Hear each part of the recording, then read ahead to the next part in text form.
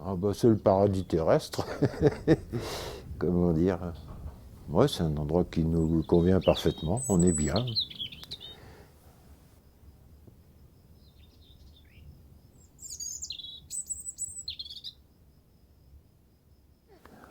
Ouais, donc Bouzige, donc c'est un lieu-dit qui n'était habité que pendant l'été. C'est ce qu'on appelle une jasse.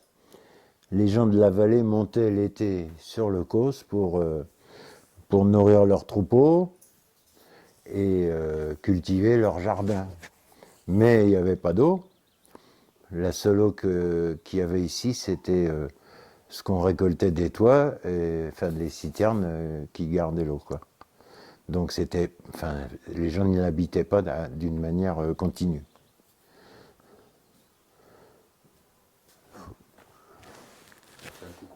Faut que tu interviewes ma femme, ce sera plus rigolo.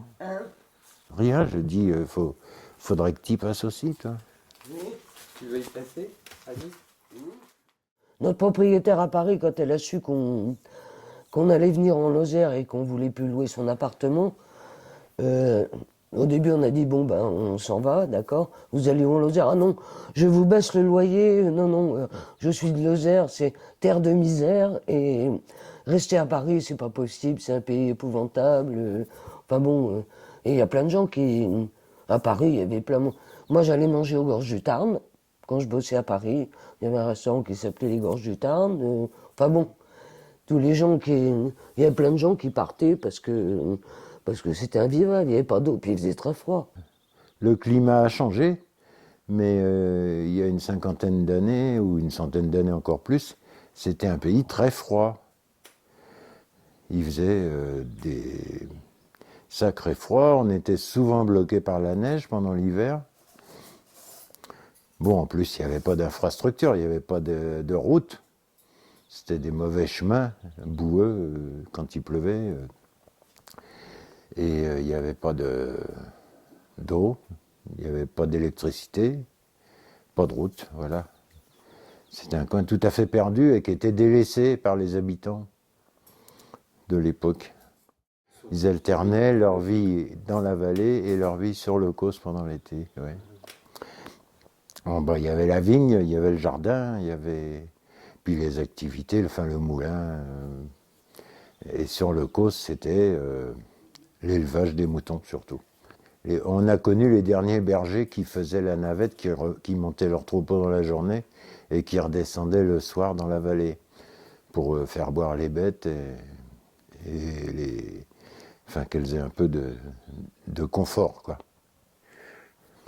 Il y avait Boisset qui était aussi une estive de Saint-Énimie. Il y avait Nice-sous-Logre.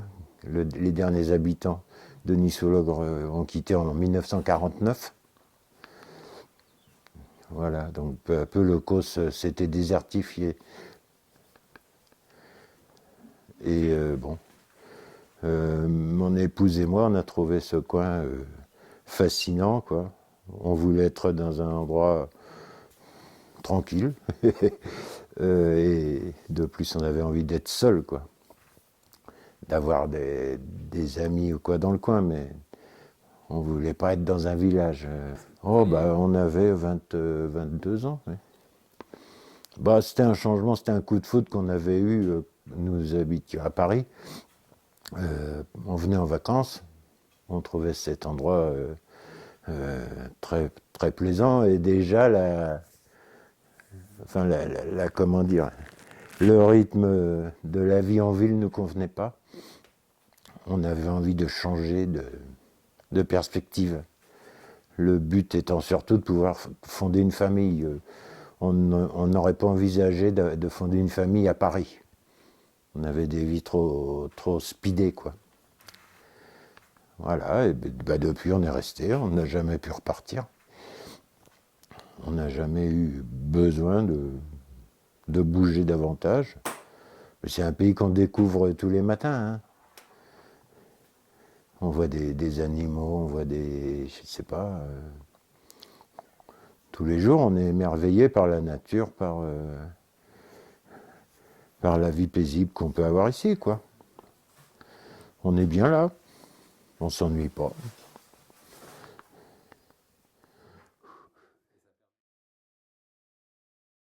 Ça a été difficile au départ. Bon, au bout de 50 ans, ça y est, on a passé notre examen de passage, je pense, mais ça a été long. Bon, merci. Mais je t'en prie.